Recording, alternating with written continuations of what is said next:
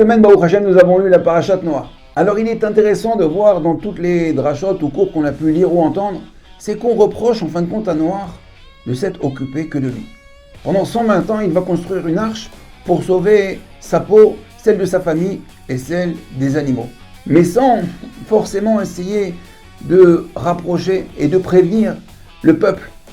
Sans forcément leur dire qu'il faut faire teshuva, sinon un déluge terrible va s'abattre sur le monde, qu'Akadosh Baruch Hu va anéantir le monde.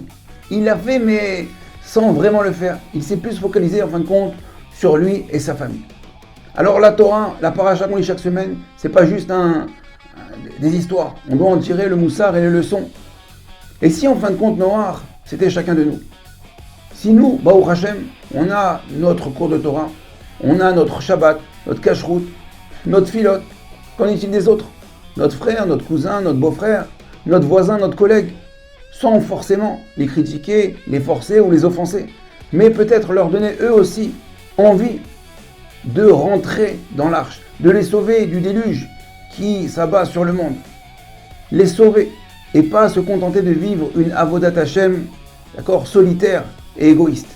Donc ne soyons pas comme Noach, tirons les leçons de la paracha que nous venons de lire et sauvons et faisons rentrer un maximum de gens dans l'arche qui est le Beth Hamidrash, la Torah et les Mitzvot. Bon travail, Shavuot Tov, à très bientôt, Kol Tov.